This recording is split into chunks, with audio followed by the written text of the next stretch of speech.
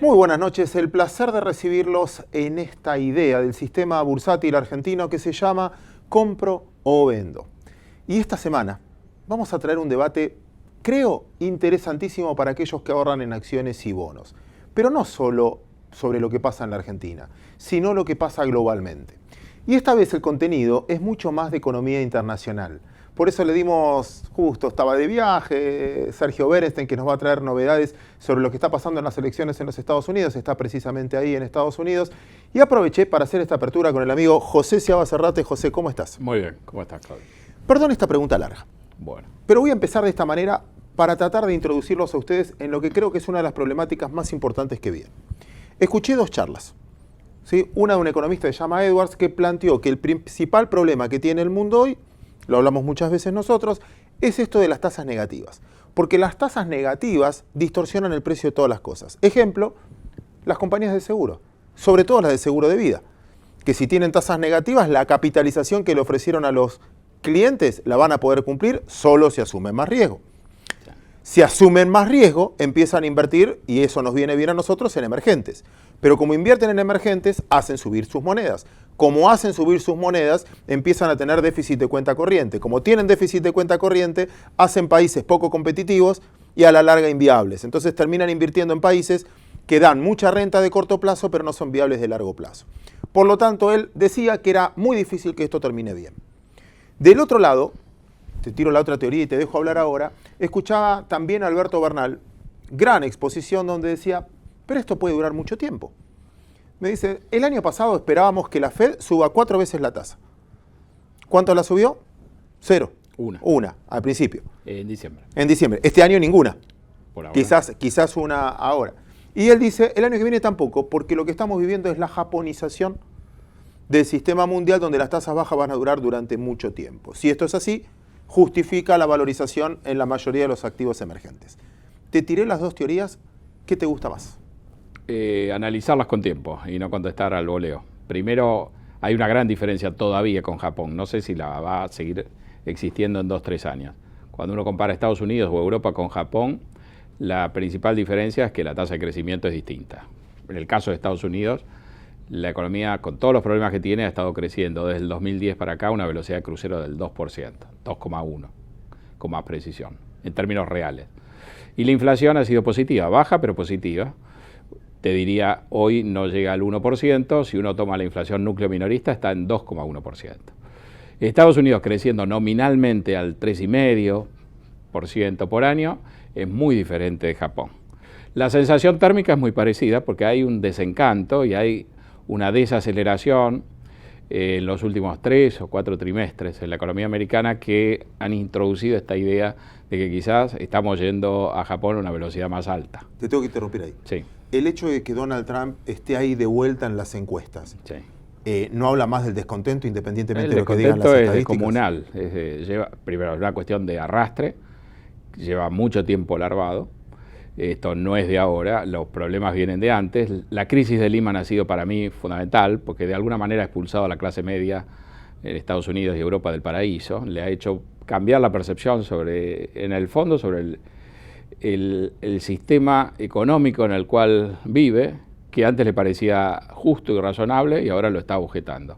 Y como la recuperación existe, pero no tiene la potencia, y ni tampoco derrama a lo mejor sobre esos segmentos con la misma potencia que más arriba en la pirámide, esto está generando una sensación de insatisfacción muy grande y yo creo que el Brexit ha sido casi la frutilla del postre porque ha demostrado de que esa insatisfacción que antes no se traducía en la práctica en ninguna decisión demasiado audaz, ahora el electorado está dispuesto a romper, por ejemplo en el caso del Brexit, un vínculo de la Unión Europea con Gran Bretaña de 43 años. O sea que hay insatisfacción y creo que por primera vez hay una decisión del electorado quizá de ir más allá. Vamos a este divorcio entonces del mercado. Compro tu razonamiento, vamos a tomarnos tiempo, no nos apuremos, no querramos resolver los temas en un programa de tele. No, se puede, pero hay que dedicarle un cierto tiempo. La gran diferencia es que si Estados Unidos crece y Japón lo hacía a un ritmo muchísimo menor, la gran diferencia es que eso en el tiempo acumula una capacidad de generación de ganancias en las compañías, que es lo que uno compra cuando uno compra acciones, muy diferente en el caso de Estados Unidos que en el caso de Japón. Voy con la repregunta entonces. Nos encontramos con países que finalmente no crecieron tanto, pero siguen generando un déficit. Ese déficit lo financian a tasa negativa, es una distorsión. Eso hace que no tengan un incentivo muy grande a resolver sus problemas estructurales. Como eso sucede, mientras tanto nosotros valorizamos moneda, como valorizamos moneda no somos competitivos y nos trasladan esa crisis a nosotros. La pregunta puntual es que finalmente cuando Edwards te decía esto no va a terminar bien por lo que estaba contando, el riesgo es que nosotros nos enteremos primero. O sea, que seamos los primeros que... Es lo normal, es lo usual, somos los sospechosos de siempre, no importa qué crimen se haya cometido y dónde, somos el eslabón más débil de la cadena normalmente. Yo creo que el problema no son las tasas negativas, el problema es algo que lleva a aplicar tasas negativas. Y eso es una situación, Larry Summers ha reflotado la teoría de Alvin Hansen del año 39 del estancamiento secular. Estamos en una situación de estancamiento secular donde hay tan poca inversión y tanto ahorro excedente que el sistema equilibra con tasas de interés negativas. Eso lo dijo Summers en diciembre del 2013. Estamos ya en septiembre del 2016 y no hemos podido refutar de una manera contundente o no hemos podido alejar ese problema de una manera contundente. Te decía, Estados Unidos sigue creciendo. Es verdad que los retornos, por ejemplo, de los bonos del Tesoro son negativos o el rendimiento que uno le pide cuando uno lo compra. Los retornos en el pasado han sido buenos. Pero cuando uno mira las compañías retornan. Si uno mira las ganancias de los últimos 12 meses, cerca del 4%, lo cual no está mal. Y si uno confía en que se van a cumplir los pronósticos hacia adelante, rinden casi el 6%. Eso no es estancamiento secular, yo te diría que eso no es estancamiento. Pero estamos viendo signos de preocupación, esto se puede empastar, y si hay algún elemento que lo podría complicar realmente muy fácilmente a gran velocidad, sería un triunfo de Trump. Ahí te diría que estando fuera del horno entraríamos y con un gran envión al horno y con la otra mano estaríamos subiéndole la temperatura. ¿Cuál es el problema de todo esto? Yo te diría que esto es compatible, un equilibrio de tasas bajas, con un valor mucho mayor de las compañías. Pero yendo a Robert Shiller, un economista que no citaste, que le dieron el premio Nobel del 2013, por investigar este tipo de temas, tendríamos acciones con un múltiplo precio de ganancias muy alto, muy por encima de la media. Y lo que Shiller nos dice es que cabe esperar que en el futuro, no sabemos exactamente cuándo, si compramos las acciones a estos múltiplos, efectivamente los rendimientos en el futuro sean muy bajos, muy por debajo de la media, y ese es el punto, si querés, delicado. Emergentes es todo un capítulo aparte. Yo te diría que esto tiene muchos de los ingredientes que en el pasado han hecho que las cosas terminen mal al cabo de bastante tiempo. Podría haber un ingrediente que en el pasado no se verificó y aquí sí, es que efectivamente también Emergentes de una manera razonable converja a tasas negativas y por ende todo este endeudamiento, etcétera, no genera una explosión. Está muy bien eso. Última pregunta breve de esta introducción y después vamos a desarrollar cada uno de los puntos en el programa.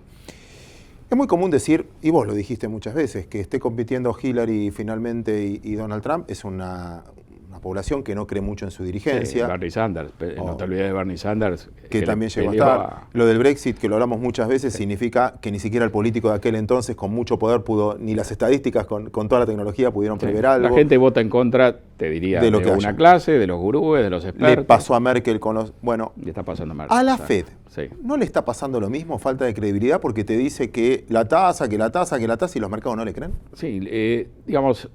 Yo tengo ahí una posición que a lo mejor hay que extenderla un poco.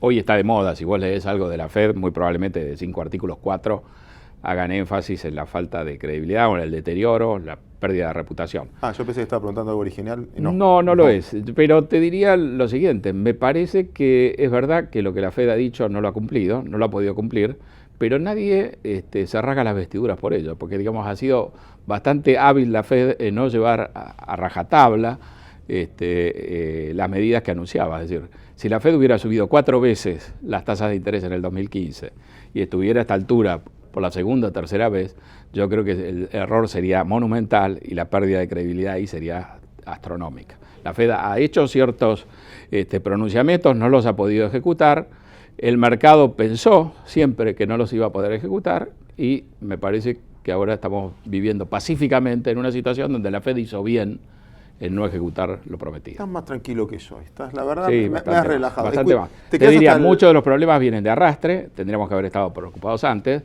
y ahora hay como una aparición en horario estelar de estos problemas que no son nuevos y te diría son importantes, pero no tan graves. Te voy a hacer un desafío. Después nos encontramos al cierre del programa, vamos a escuchar la visión de muchos analistas. Otra de las cosas de las contradicciones que me planteo yo es que a veces uno opina si está comprado o si está vendido. Sí. Entonces, muchas veces salen a las cuestiones de esto que no puede ser, de la gente que no tiene, y el que puede ser de la gente que ya previamente esté invertida. Pero lo discutimos al final. Lo voy a comenzar por qué se tiene que quedar ahora de ese lado. Vamos a empezar a hablar de esto que estábamos discutiendo, pero bien con precios de mercado. Santiago Roca, le voy a prestar la cámara un ratito, voy a hablar con Charlie Sub, un operador de esos traders del día a día que manejan mucho las variables internacionales. Después voy a hablar también con Leo Quialba, siempre aquí con nosotros, pero puntualmente sobre los activos argentinos. Todo esto de que estamos hablando, pero cómo repercute en los activos argentinos. Yo me voy a dar también, en este caso, el lujo de hablar con dos jóvenes economistas, Gustavo Nefa y Manuel Ollamburu, sobre el futuro, a pesar de los datos de hoy, desde su tendencia, y hacemos el cierre que le proponía a la gente. Y última vez, les voy a hacer participar. Twitter, @comprovendo. Nosotros creemos que finalmente el que tiene razón, o lo que va a terminar pasando, es lo que piensa la mayoría. Los que miran este programa usualmente les gusta el mercado. Por lo tanto, vamos a jugar entre nosotros a opinar sobre eso. Vamos a lanzar dos encuestas. La primera tiene que ver en qué hay que invertir. En bonos que ajusten por inflación, por ser, bonos que ajusten tasa fija, si quieren LEVAC, en pesos, o bonos dolarizados. De acá a fin de año. Y vamos a mostrar qué piensa la mayoría de la gente, porque quizás no hay que escucharnos tanto a nosotros, sino qué piensa la mayoría de los inversores. Y la segunda, ¿cuál cree usted que va a ser la acción que más va a subir de acá a fin de año? Nosotros vamos a hacer ese seguimiento, lo vamos a poner acá, por lo menos para que la gente sepa cuál es la más elegida del lado de ustedes, de los inversores. Ya hablé demasiado, señores, empezamos con el programa.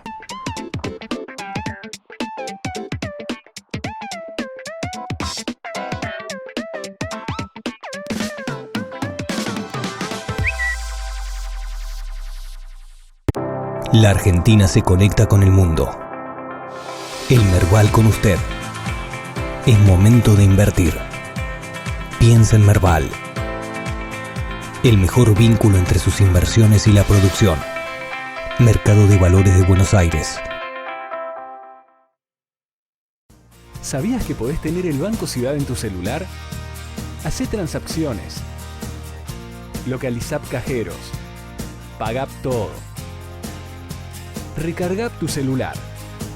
Nueva banca móvil del Ciudad. Bájate la app y disfruta. Banco Ciudad, te quiere ver crecer. Hola, ¿qué tal? ¿Cómo están?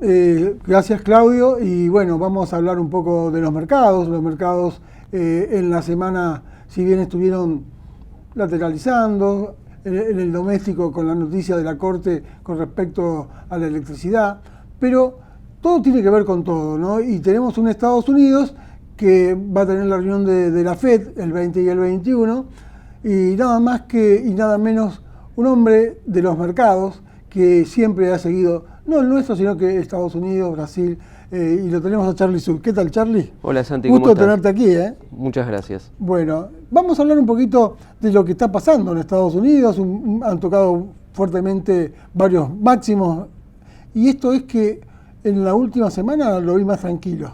Sí, es cierto. Yo diría por segunda semana consecutiva que los mercados han lateralizado. Están entrando o entraron en un proceso de indefinición donde evidentemente están a la espera de novedades que bien podría traer la nueva reunión de la Reserva Federal, como vos dijiste, el día 20 y 21. Y si bien el mercado de alguna manera descuenta que por todo lo dicho y por los datos económicos que van saliendo, no va a ser esta la ocasión donde se toque la tasa de interés, lógicamente el mundo y en particular Estados Unidos está muy expectante de ese tema, y por eso la indecisión de los mercados durante ya casi 15, 20 ruedas. Claro, este manual de tasa cero, que es nuevo después de la crisis del 2007-2008, ¿no? Pero los estímulos fueron muchos. Han comprado muchos bonos, ¿no? Y la liquidez está en el mercado, y con tasas muy nulas o bajas. ¿Hay apetito de riesgo en este momento? Y evidentemente se ha ampliado en los últimos tiempos el apetito de riesgo. Fíjate lo que ha pasado después del Brexit, donde hubo una corrección en el mercado que duró entre 24 y 72 horas dependiendo del mercado, y a partir de ahí hubo una nueva estampida en los mercados bursátiles, yo diría en casi todo rincón del mundo. Y esto fue abastecido también por nuevos QEs en otros mercados, como fue el mercado de Japón, y también como ha sido recientemente el mercado de Inglaterra, que se asoció a esta nueva moda de QE en el mundo. Cuando vos analizás los mercados, ¿tienen que ver las monedas cuando se aprecia el dólar contra el euro, contra el yen? ¿Esto lo marcan cuando vos haces tu análisis? Absolutamente. Yo te diría que una buena parte pasa por las monedas, y sobre todo por las monedas que estás mencionando. El dólar, ni hablar, el yen, la libra esterlina, obviamente en el foco por este tema del Brexit, y ni que hablar también el euro. Sí, yo creo que el gran tema se da por el costado de las monedas.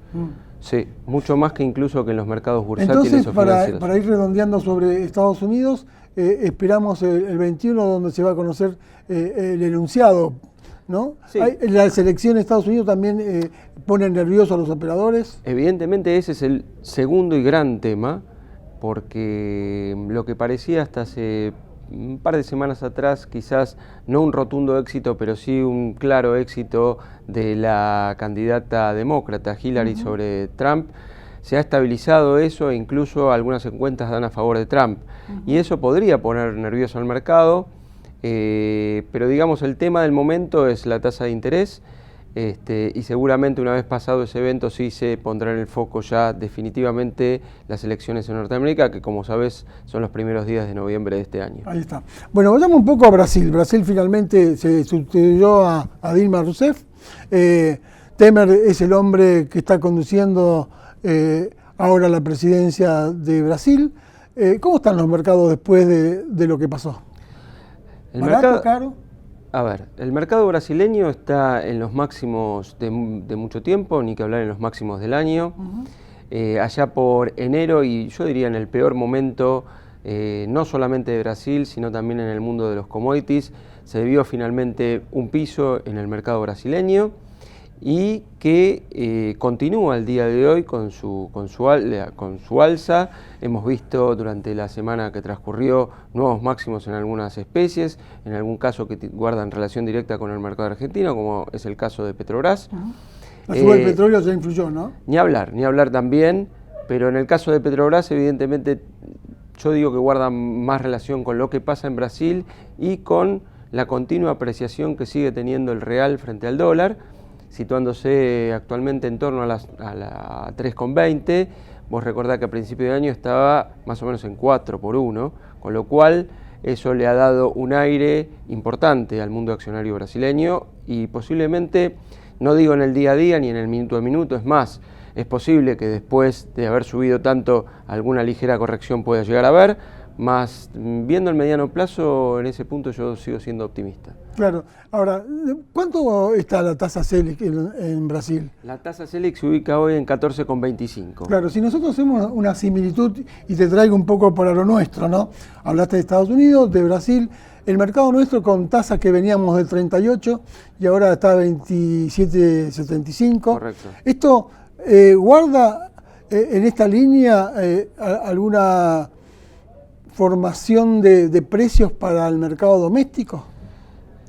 Yo creo que si bien hay algunas similitudes entre el caso argentino y brasileño, en algún punto van por distintos carriles. Argentina viene de una administración que todavía está en la mira, hay mucho por revisar, resolver. Fíjate que recién durante la semana salió finalmente el tema del ajuste del servicio eléctrico,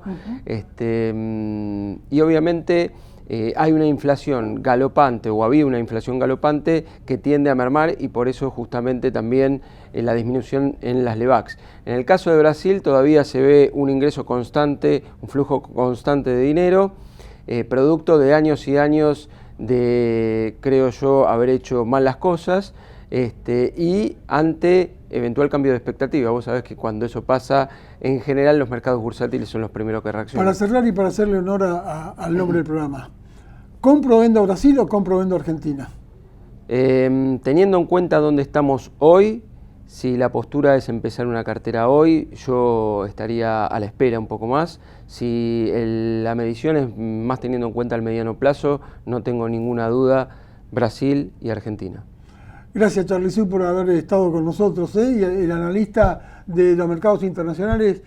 Así que, Claudio, te pasamos la posta.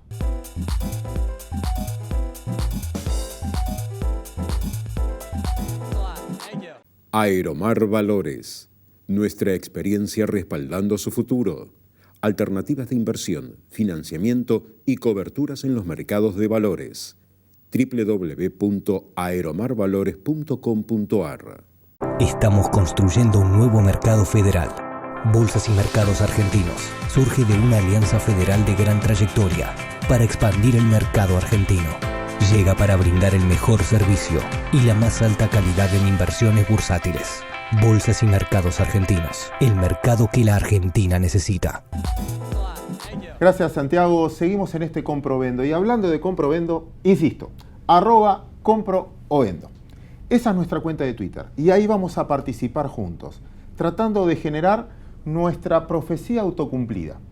¿Qué quiere decir esto? Vamos a empezar a votar. Y entre toda la colectividad, en este caso que participamos en el mercado de capitales, elegir los mejores activos.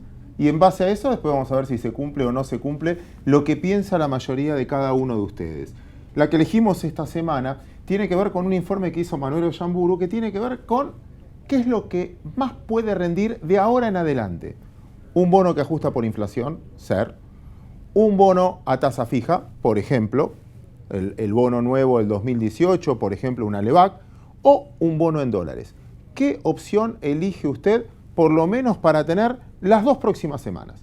Y después, simplemente, ¿cuál cree que es la acción estrella, por lo menos para las próximas 2 semanas? Y en base a eso, después le vamos a ir contando las encuestas. Hablando de Manuel Ollamburu, Manuel, un placer recibirte. ¿Qué tal, Claudio? ¿Cómo estás? Gustavito, Gracias. Gustavo Nefa, un gusto tenerte aquí. Muchas gracias. Manuel decía, y esto es lo que motivó a que hagamos este debate, es que si miro hasta acá, a pesar de lo que todos pensábamos, la LEVAC no es la ganadora. No. En realidad a mí me sorprendió cuando hice el trabajo. Tomé todas las tasas de LEVAC a 35 desde el 15 de diciembre hasta la última licitación. Empecé a tirar distintas fechas. Si alguien colocaba a partir del 15, si alguien colocaba a partir del 18, creo que fue el 23, perdón. Bueno, y empecé a hacer el rollover cada 35 días sobre tasa de referencia. En ningún caso, ¿sí?, se le ganó al bono SER. El disco pesos, ¿sí?, fue la mejor inversión hasta acá. La tasa se puso real positiva recién a partir de julio y agosto. Todo el resto da que la tasa real de interés estuvo negativa. Entonces ¿sí? tuvo que usar el idioma del mercado, Gustavo, y esto era anticipación por la corrección del índice, que iba a venir otra cosa, expectativa inflacionaria, y a partir de ahora, ¿qué? Yo creo que hay que mirar los gráficos. Hay un antes y un después, hay un corte, una corrección, recuperación.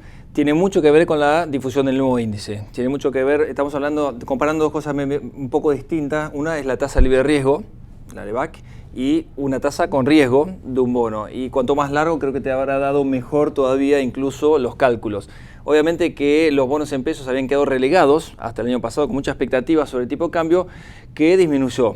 Esa expectativa se transformó en inversión de riesgo sobre los bonos en pesos y lo acompañó este nuevo índice. Creo que ahí vino el impulso con los bonos en SER, que yo no sé si va a ser el caso de acá a fin de año. Bueno, esa es la gran pregunta. Igual, yendo al tema libre de riesgo, hay que aclarar que tenías el riesgo de reinversión en las LEVAC a 35, porque ahora estamos con el diario del lunes, pero claro, cada 35 días vos tenías ese riesgo de reinversión que no lo tuviste en el bono SER, ¿sí? Y también hay que agregar los bonos en dólares, porque AYG24 y el DICA también superaron a las LEVAC, por lo menos hasta acá. Creo que hubo un cambio de tendencia, yendo a lo que dice Gustavo, a partir de julio, ¿sí? Ya con un índice de inflación que viene en baja, con una expectativa de devaluación también que viene en baja, y a partir de ahí, y además que ya el rendimiento de los bonos en dólares está en niveles muy bajos, es decir... mirando para adelante, sí, siendo ambos jóvenes economistas, mirando para adelante, ¿Qué le tenés más fe? Sobre todo con los primeros indicadores que vimos de agosto de inflación.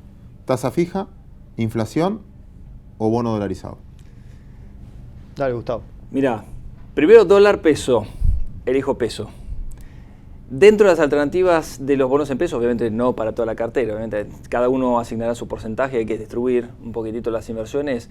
La tasa fija, el 22 3/4, no me convence mucho, ¿sí? Es un poco alto el riesgo que hay que asumir, más si está en torno a la par ese bono, pero me gustaría ver una tasa un poquito más arriba y elijo una tasa fija. La tasa de interés, la tasa de inflación la veo a la baja, sobre todo el núcleo de 1,7 a 1,5 convergiendo para fin de año, y es una tasa mensual que en realidad tiene incluso potencial para seguir bajando, con lo cual los bonos en pesos ajustables por ser, cuidado que pueden llegar a tener una convergencia de acuerdo a lo que se estima, por lo menos la convergencia que puede haber en la inflación. Ahora, la tasa en pesos, me gustaría ver una tasa en pesos fija un poco más alta, quizás nuevas emisiones que atraigan más al inversor.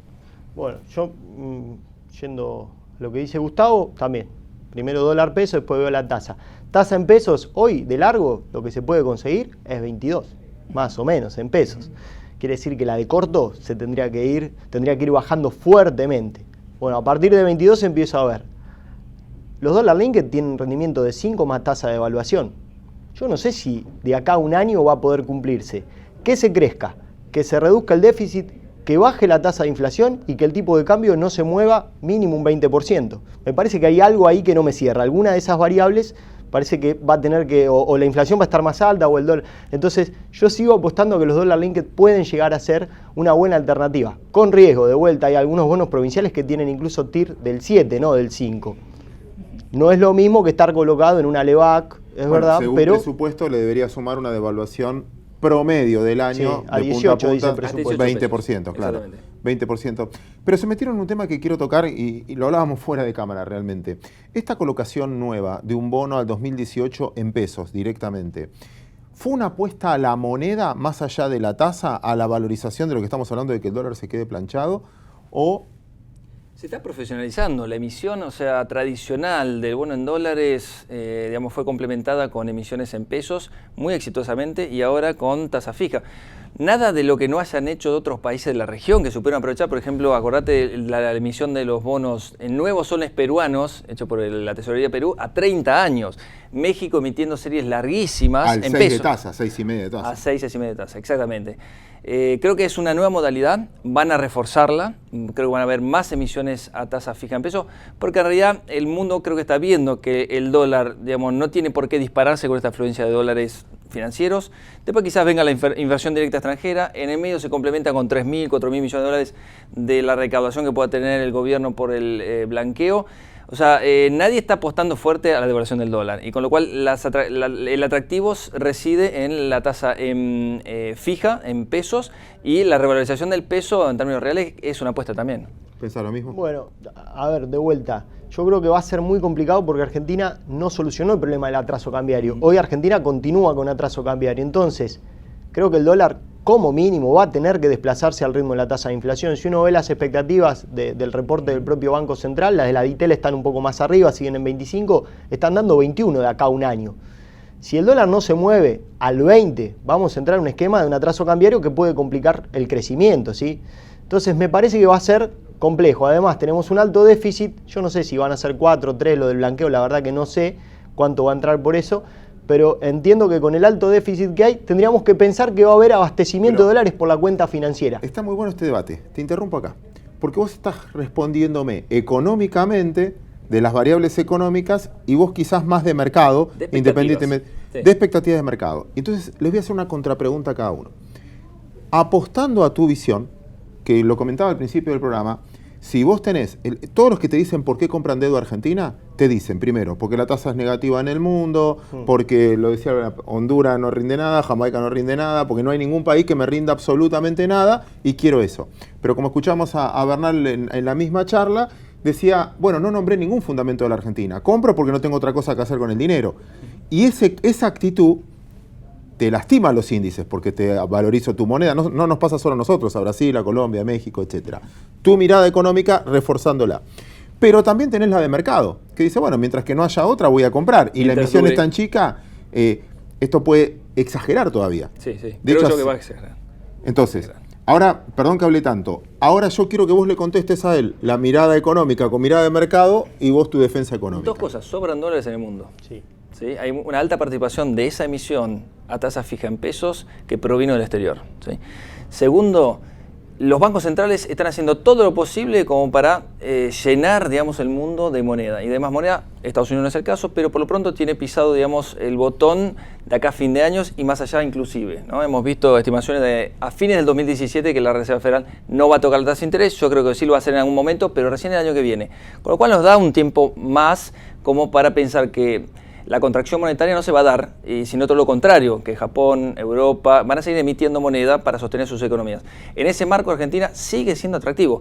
¿Me hace ruido invertir a 10 años al 5,5 en dólares en Argentina? Sí. ¿Es la menor tasa que se ha visto en los últimos 15 años en Argentina? Sí, hace ruido. Cuidado que estamos llegando a un nivel, pero es un nivel donde no veamos apreciación, pero que nos conformemos con el carry, la tasa de interés. Y ahí viene el atractivo también de todavía una tasa de interés muy alta en algunas emisiones, como el Bonar 2024, 8 3/4, donde todavía sigue siendo una tasa de interés muy alta, a corto plazo. Pasa que yo comparto todo lo que plantea Gustavo, de hecho creo también que estamos, no veo un lugar para que haya una baja fuerte de tasas del tramo largo de curva en dólares. ¿Sí? En ese sentido, comparto, alguien va a carry. Yo tengo mi salvedad de comprar bonos que estén tan sobre la par, como es el caso justamente del AY24. Ahora hay un tema, a mí lo que no me cierra es esta idea de que podemos ir a un esquema de apreciación cambiaria fuerte, con baja de inflación, con corrección del déficit fiscal eventualmente, porque esa es la idea del año que viene, y además crecer 4%. Algo de eso no me cierra. Mientras tanto te lo financian. Sí, que pero es la postura. Y cada vez más barato. Pero no vas a monetizar nada de lo que entre de dólares, porque si monetizás entonces se tiene que mover la inflación si tenés tanto déficit. Alguna de esas variables, o sea, o tenés más inflación, o movés el dólar, o no creces tanto, o no corregís el déficit. Esperen, les doy una vuelta de tuerca. Ese es el tema. Les doy una vuelta de tuerca a los dos en eso. Si ambos coinciden, económica y de mercado, que la tasa o se va a mantener o va a tender para abajo, quiere decir que si una acción es el flujo futuro descontado una tasa de interés, si todos compartimos el escenario de que esto va a bajar, mejor protección entonces es una acción. Tiene su atractivo. Tiene su atractivo en este entorno. La tasa de descuento baja, va a seguir bajando. O sea, 488 puntos el riesgo país. ¿Puede seguir bajando? Sí, tranquilamente puede seguir bajando. Eso le da valor presente al flujo de fondo futuro de cualquier compañía que proyecte. Y hay algunas que no han visto o no han tenido una suerte, no sé si tenés preparado alguna pregunta para el mercado accionario, pero veo atrasos en acciones que no han subido este año, como Siderar, algunas que estén vinculados directamente a lo que se viene. Ese 4% que mencionabas de crecimiento económico para el año que viene, 3, 4, el número que ponga, pública, va a ser mucho mejor que este año, es un año de transición. La obra pública va a requerir de acero, va a requerir de cemento, va a requerir de otros insumos que en algunas empresas no hemos visto movimiento, sobre el cual me parece que hay que hacer alguna apuesta en las acciones, obviamente. Incluso, quizás con otro porcentaje, reemplazando bonos. Sí, cada uno es dueño, digamos, de las inversiones que considere, digamos, aptas para su portafolio. Si vos decís, en un portafolio promedio, ¿hay que incorporar acciones? Sí, hay que incorporar acciones. No sé si más del 50%, obviamente. Entre una cuarta parte y un tercio encontrarás, digamos, el límite tolerable de acá a un año como para conformar un portafolio que le dé upside a la renta fija. Pienso lo mismo. Yo tendría una parte importante de la cartera en acciones. De vuelta, depende también el perfil del inversor, si es 50, 60, 40. Apuesto mucho a las compañías que puedan llegar a estar vinculadas con la obra pública. A mí me parece que gran parte del crecimiento va a venir por la obra pública. Por eso digo, va a ser difícil corregir déficit y todo y pensar crecer. Creo que el déficit, el gobierno va a tener que optar por algo. Y además, que no es un tema menor, yo ya no pienso en la tasa en dólares de la curva de bonos en dólares argentinos. Va a haber una convergencia de las tasas locales. La tasa local en pesos es la que va a bajar. ¿Sí? Porque hoy la tasa local en peso, dado el dólar planchado, te da mucho más del 6%. ¿Se entiende lo que estoy diciendo? Y el costo financiero de muchas compañías es más del 6%. En ese sentido, me parece que la baja de tasas local, sumada al crecimiento, puede haber un atractivo importante en algunas compañías y en algunas acciones. En tu punto, entonces la baja de tasa en pesos, la manera de hacerlo es subiendo el valor del bono. Ahí le darías más chance entonces a estos bonos, aunque la tasa en pesos. Lo que pasa es que pensemos algo, hoy tenemos curva invertida. Entonces probablemente lo que esté bajando sea la tasa corta y en algún punto la tasa larga me parece que ya está fijada más o menos 21, 20, porque lo que vamos a tener ahora es creo que 3, 4 licitaciones más, es el inicio de la normalización de la curva de LEVAC del Banco Central. Es mi visión, me parece que va a ir normalizándose la curva, todavía sigue invertida. Argentina tuvo emisión este año más o menos por 30.000 millones de dólares. Si sumamos provincias, Estado Nacional, quizás un poquito más, y algunas empresas que se lanzaron a tomar plata también, Arcor, Cablevisión, etcétera. Si mido esos riesgos, provincial o deuda privada, Estado separo, ¿a dónde voy? Gustavo. Deuda privada. Más que provincial. Es que la deuda provincial ha sido el recurso de última instancia que han sabido, digamos, tomar esos fondos para cubrir baches fiscales. En la gran mayoría de los casos, digamos, las inversiones que se pretenden o se pretendían, creo que van a estar superadas por las necesidades de corto plazo. Creo que las empresas tienen un increíble potencial en un marco donde, si por 2 años crecemos al 3-4%, por lo menos mirando de acá a 3 años vista, muchas empresas van a poder volcar estos excedentes a los flujos de fondos y hacerlos productivos. Sí, hay que empezar a mirar, ya están aumentando mucho las emisiones de ON privada y creo que van a seguir aumentando, parte también porque me parece que hoy tenemos un país bastante más razonable, con tasas en bajas, tratando de ordenar las cosas. Yo sigo insistiendo, a mí desde el punto de vista de la nueva administración me preocupa el déficit, pero ese es otro tema, pero sí, la apuesta de las obligaciones negociables me parece que es muy, muy atractiva. Hice esta introducción a propósito, ahora les cuento por qué. También una charla que escuché hace poco, esta famosa idea de tratar de buscar el cisne negro. Escuché un economista, Edwards, se llama, muy interesante, que decía que el próximo cisne negro es la deuda corporativa estatal. Entonces, él decía y mostraba Petrobras, PDVSA, Pemex, los cuasi soberanos. Gazprom en Rusia, o sea... YPF podría ser nuestro cuasi soberano, ¿no? Se lo tiro a ustedes. Pero si ya lo saben, entonces ya no es un problema, ya no es un cisne negro. Es que no, es un cisne negro. Ya no es un cisne. A ver, cuando uno arma una cartera y asesora a un cliente, el cuasi soberano en el que mencionás es riesgo soberano. En realidad es el sustituto con un poco más de tasa, porque pues, es un riesgo corporativo, pero que en su esencia sale de la caja del Estado. Con lo cual es un Estado, digamos, que financia o termina financiando a través de una empresa que pertenece al sistema público, digamos, magnificado. Con lo cual hay que ver el riesgo fiscal doméstico. Y en ese, digamos, acordate cómo fueron las últimas licitaciones de YPF en los últimos años. Fueron la vía por la cual la anterior gestión se hacía de los dólares porque no podía emitir a través del Estado. Con lo cual la caja de YPF, en definitiva, en su momento también sirvió para la caja del gobierno. Y forma parte, por más que sea una sociedad, forma parte de un sistema un poquito más integrado. Con lo cual yo siempre lo asumí como un riesgo, unos puntitos más son muy buenos para, si vos decidiste tomar riesgo soberano de ese país, para posicionarte con 1 o 2 puntitos más sobre la deuda soberana de un país. En definitiva, cuando PDVSA defaultee, va a ser cuando Venezuela defaultee. Es decir, eso va a pasar. Lo mismo cuando uno dice la provincia de Buenos Aires, tomás riesgo provincia de Buenos Aires.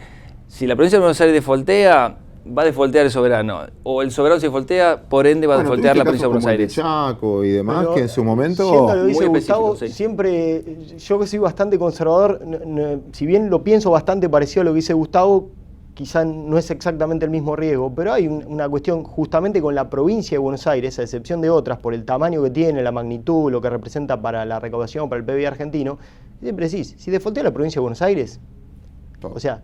es demasiado grande para caer, digamos, de alguna manera. Entonces es riesgo soberano con más de 2 o 3 puntos de tasa. Lo cual, para aquel que quiera tomar un poco más de riesgo, me parece que en eso comparto. La provincia de Buenos Aires es un caso muy particular. A ver, en Estados Unidos, en el año 2008, cuando fue necesario capitalizar los bancos, el Estado emitió acciones preferidas y se las enchufó a los bancos. Les obligó, digamos, a tomar ese financiamiento, a hacerse bancos públicos. Perdió el accionista, ganó el acreedor ahí. Bueno, pero también se lo recompró se lo cobró con una ganancia y a su vez pudo evitar un riesgo sistémico mucho mayor. Chicos, muchísimas gracias por compartir su conocimiento aquí en Comprovendo. Le vamos a dar la palabra ahora de nuevo a Santiago Roca con Leonardo Quialba, su visión sobre este momento de activos argentinos.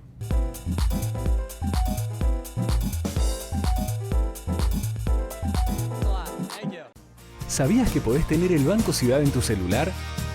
Hacé transacciones, localizá cajeros, pagá todo. Recarga tu celular. Nueva banca móvil del Ciudad. Bájate la app y disfruta. Banco Ciudad, te quiere ver crecer. Bien, gracias Claudio, y bueno, vamos a hablar un poco de los mercados internacionales, vamos a hablar de Europa, que esta semana Mario Draghi tuvo una conversación interesante hacia el mundo, y también tenemos que hablar de el FED, que va a ser la reunión el próximo 20 y 21, y tenemos las elecciones. Para eso lo invitamos a Leonardo Chialva. ¿Qué tal, Leo? Gracias por haber venido. Buenas noches, ¿cómo te va? Bien, bien. Vos estás mirando continuamente los mercados, estás viendo qué pasó en el viejo mundo, donde Mario Draghi dio una charla interesante esta semana. Sí, viste que estuvo la reunión del Banco Central Europeo y en eso, después de la reunión, viene el discurso con preguntas y respuestas. Y la verdad que los inversores se habían entusiasmado que por ahí Draghi le tiraba algunos confites más a los monos para que se sigan divirtiendo. Pero no, fue muy paciente, muy tranquilo, y la verdad que no sorprendió. Se mantiene en su política de seguir comprando los estímulos, pero no agregó. No agregó. Así que hizo un equilibrio muy a lo Yellen, que es la que dirige el Banco Central de Estados Unidos, muy a lo Yellen, haciendo equilibrio entre algunos datillos económicos que están un poco mejor y como una señal de optimismo. Y esto de, por ahora, mantenemos la situación monetaria donde está. Lo que sí cada vez se escucha más y más, y es una palabra que me parece vamos a tener que empezar a enfatizar, es fiscal, fiscal, fiscal. Es decir, los banqueros centrales les están empezando a decir a los políticos, señores, nosotros hace 6 años, 8 años, depende del Banco Central, que le estamos poniendo el hombro al asunto. Logramos evitar una crisis tremenda como la que se vivió en 1930, ahora es el turno de ustedes. Y si uno mira, por ejemplo, los datos fiscales de Europa, que hay notables mejoras en todos esos déficits fiscales alarmantes que provocaron la crisis, ¿se acuerdan? La del 2010, llevan a una situación en donde, por ejemplo, hoy Alemania tiene superávit fiscal. Bueno, Alemania siempre fue muy cuidadosa, ¿no? Pero la Merkel controla mucho, y eso es lo positivo de Alemania. Pero también, mirando a China, ellos bajaron sus ventas hacia China. Entonces, eso también les preocupa a los alemanes. Sí, exactamente. Hoy también tuvimos, la reunión del G20, y un poco el acuerdo es: no repitamos el error de 1930, donde Estados Unidos puso aranceles al comercio internacional y se empezaron a pelear entre todos y terminó con un comercio internacional que fue la mitad. Entonces, el G20, esta cumbre que fue Macri también, que anduvo en bicicleta y todas las cosas anecdóticas divertidas que salieron, una de las conclusiones es: vamos por más comercio internacional, vamos por acelerar el comercio mundial, vamos a derribar las trabas que todavía existen, busquemos más globalización, más integración, más especialización, y me parece que, en parte, el debate que también hay en Argentina, tenemos que entender que eso significa mejor situación hacia adelante. Así que... Pero vos, a ver, tengo un alto ahí. Si vos, entonces con el Brexit, Inglaterra, ¿cómo queda en esa posición? Y el Brexit hoy yo te diría que pasó a un segundo plano.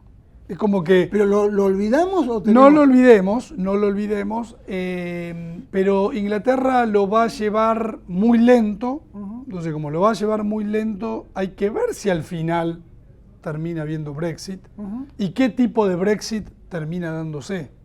Entonces, como todo, no era lo mismo el Brexit, por ejemplo, hace un par de meses, que tal vez el año que viene en una situación donde Estados Unidos se anime a aplicar estímulos fiscales. Recordemos, elecciones en Estados Unidos en noviembre. Y a partir de ahí, un poco lo mismo que en Alemania. Estados Unidos tenía 10 puntos de déficit fiscal. Ahora tiene 2 y va rumbo a 0. Es decir, necesita volver a poner obra de infraestructura.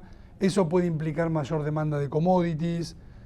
Entonces, la maquinaria de estados... ¿Vos decís que hay que tener una economía keynesiana ahora? De tratar de generar obras de infraestructura. Yo creo que el tremendo ajuste que hubo fiscal en los países desarrollados ya ahora no tiene más sentido. Salvo en raras excepciones. que vos podés decir, bueno, todavía Portugal tiene un problema fiscal o España tiene un problema fiscal, pero ya no es una situación generalizada de los países desarrollados. Y el problema de los bancos, por ejemplo, en Italia, que todavía siguen habiendo algunos ruidos, si bien lo fueron mejorando y tapando, ¿esto no implica en Europa algún ajuste más? Sí, la situación financiera de Europa, la pregunta tuya es buenísima, porque sigue siendo delicada y va a seguir siendo delicada durante un tiempo. Europa decidió el camino de sanear los bancos en el tiempo. No como hizo Estados Unidos, que los capitalizó, corrió a los accionistas que estaban, vino gente nueva con plata y se hizo cargo del banco. Entonces, el banco vuelve a ser sólido, con un dueño distinto.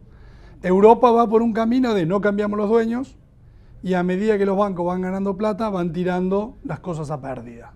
Y eso lleva más tiempo. Bien, y entonces vamos a hablar un poco de cómo está la región. La región también es interesante marcarla desde el impeachment a Dilma Rousseff. Temer es el presidente ahora de Brasil. Se ha apreciado fuertemente el real contra el dólar y acá tenemos que mirar. ¿Nos favorece la Argentina? ¿Cómo están los mercados? ¿Hay apetitos por Argentina más que por Brasil hoy? Sigue el apetito, ahora es por Argentina y Brasil, por los dos. Y lo que el mercado está esperando, los inversores están esperando, son los brotes verdes, ¿no? El segundo semestre que tienen que empezar a aparecer las buenas noticias. Y yo lo que quiero decir es, Santi, están apareciendo los primeros brotes verdes. No. Así también, tampoco nos vamos a poner recontra optimistas. Hay mucho de tema climático en el medio, así como mayo y junio fueron bastante bruscos en algunos sectores, como por ejemplo la construcción, por un tema climático.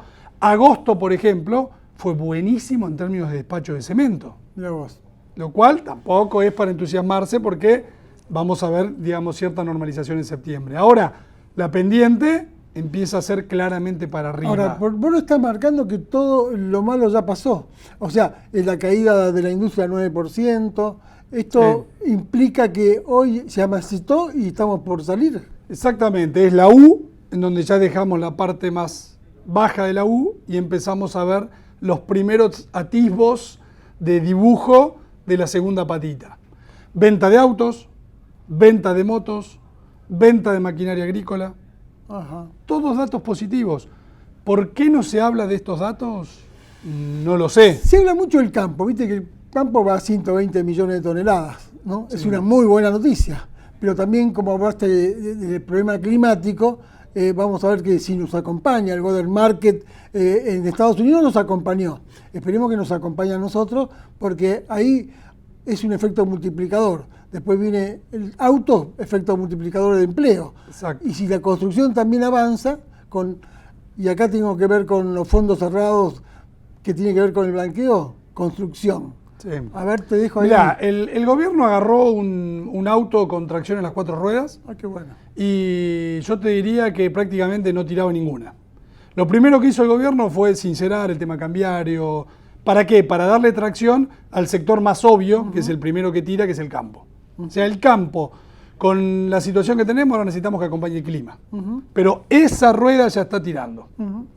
La segunda rueda, si querés que pongamos, es la baja de la inflación para volver a dinamizar el consumo doméstico.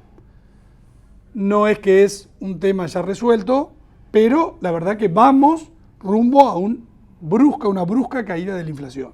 Con lo cual, menor inflación va a hacer que suba la confianza del consumidor, que mejore el poder adquisitivo y que vuelva a recuperarse el consumo. La política monetaria del Central le está marcando eso, ¿no? Está bajando la tasa. Política de baja de tasas, etcétera, etcétera. Con lo cual ya tenemos, ¿no?, como dos ruedas que nos empiezan a traccionar. Esta demanda doméstica hace que, por ejemplo, la industria local quiera, ¿no?, empezar también a moverse porque el consumidor argentino empieza a comprar un poco más.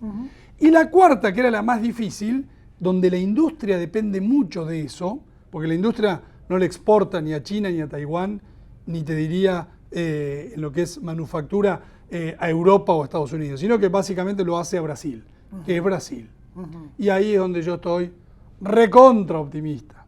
O sea, si le va bien a Brasil, nosotros nos acoplamos con el motor de Brasil, ¿no? Nosotros acá nos quejamos, vamos a tener una recesión de pico a fondo, digamos, de 2 puntos del producto. Brasil se comió una paliza de 10 puntos del producto.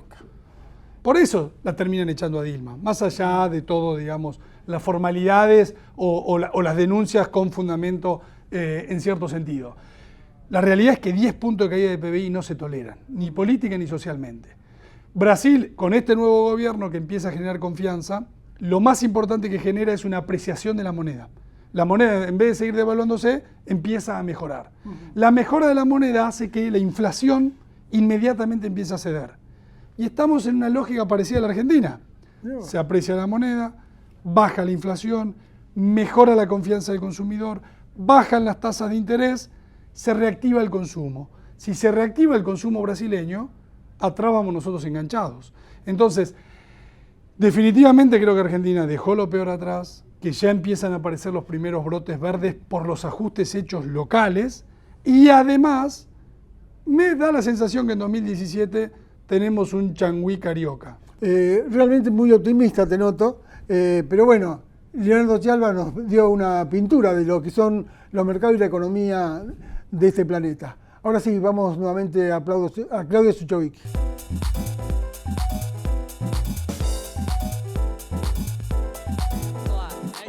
Aeromar Valores, nuestra experiencia respaldando su futuro. Alternativas de inversión, financiamiento y coberturas en los mercados de valores. www.aeromarvalores.com.ar. Trayectoria, solidez y transparencia al servicio de la inversión bursátil argentina. El Merval, Mercado de Valores de Buenos Aires, es una entidad privada que actúa en el contexto económico argentino desde 1929.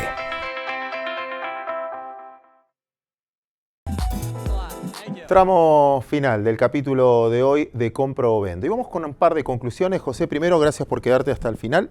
Placer. Vamos por partes. Yo te decía en la introducción, hablé con un operador de un importantísimo banco, que decía, yo opino a Argentina que va a ser bárbaro, va a ser genial, todo perfecto. Habló perfecto de Argentina. Y yo le pregunté, ¿pero vos ya estás comprado? Sí. Entonces lo que estás buscando ahora es venderle a otros. ¿O? No, todavía no. Todavía no. ¿Opinamos de acuerdo a nuestra posición? A veces sí, sin duda. A veces sin darnos cuenta, ¿no? Entonces, todo esto que vos decías al principio, de que hay mucha gente que está más desconfiada, etcétera, ¿es porque ya vendió? No, te diría que a lo mejor teme porque tiene posición. Si uno mira los flujos, hay muy poca posición en las bolsas internacionales. En Argentina es distinto, ¿no? Argentina es una posición muy larga. El mercado viene subiendo hace 2 o 3 años. Más allá de sus altibajos, le ha dado la razón a los que tienen una posición larga. Y creo que es sensato esperar hasta que Argentina concrete este efecto segundo semestre, que puede venir retrasado, no mucho, pero que tiene bastante para agregar en el sentido que le puede terminar de cerrar una historia bastante redonda. El mundo es distinto. En el mundo, te diría, llevamos desde Lehman, acordate, Lehman cae el 15 de septiembre del 2008. Uno está acostumbrado a leer en la Biblia 7 años de vacas flacas. Vamos por 8 y la vaca parece haber perdido peso. Y ahí hay más temor por todo lo que esto implica y por el hecho de que, con todos los problemas que tiene la economía, que son muchos, uno ve un frente de tormenta mucho peor del lado político. Es este fenómeno de Trump, es este fenómeno del Brexit, es el fenómeno de un electorado en democracias que tiene un enorme descontento, que quiere cambiar las cosas y que ahora está dando muestras de que está dispuesto a hacerlo. Y un menú de oferta desde el lado de la política de iniciativas que son dudosas, pobres y que quizás, si uno las sigue al pie de la letra, lleven al mundo de Guatemala a Guatepeor. Y ese es un terreno donde podemos opinar con fundamento, porque la misma indignación contra el capitalismo, el sistema financiero y todos estos temas las sufrimos nosotros en el 2001. Y a esta altura, que ya hemos hecho todo nuestro recorrido, casi estamos volviendo al punto de partida con ánimo de arrancar de vuelta desde ahí, y en el medio nos hemos dado cuenta muchas de las cosas que se perdieron. De todo lo que escuchamos, José, sí. Te interrumpo acá y vamos cerrando el programa. Sí. Te voy a jugar contigo un compro-vendo, pero compro-vendo suave. De todo tu razonamiento, mi cuestionamiento, etcétera. Para un tenedor de acciones americanas, ¿tiene que estar tranquilo, tiene que estar nervioso o tiene que estar afuera? Tiene que estar adentro y por ende va a estar nervioso. concreto. Para alguien que tiene activos argentinos, ¿tiene que estar tranquilo, tiene que estar nervioso, tiene que estar atento? Tiene que estar adentro, me parece, eso es bastante razonable, sobre todo en los activos que tienen más capacidad de largo plazo de dar un resultado, en un momento donde recién ahora uno empieza a descubrir que el mundo no se acaba para la Argentina, que la recesión no va a durar para siempre, que en realidad no ha habido una caída libre de la economía argentina. Esta es una crisis como la del 2014, y uno le pregunta a la gente si se acuerda de la crisis de 2014 y nadie la tiene registrada, y esto es más o menos parecido, y me parece que con muchas chances tenemos una fase expansiva por delante que puede ser bastante importante, así que... Gracias por toda tu compañía hoy y contenido. Espero que les haya gustado el contenido de este programa. Lo vamos cerrando y nos reencontramos nosotros el próximo domingo. Me quedo con una frase, se la robo a Alberto Bernal. A veces estamos preocupados por el rendimiento de los activos argentinos. Hasta ahora quiero que sepa una cosa, los bonos de Honduras y los bonos de Jamaica rinden menos todavía que los bonos argentinos. Quizás algún espacio todavía hay, pero eso lo vamos a ver la próxima semana. Muchísimas gracias. Gracias al sistema bursátil argentino que nos permite hacer este programa que se llama Compro o Vendo.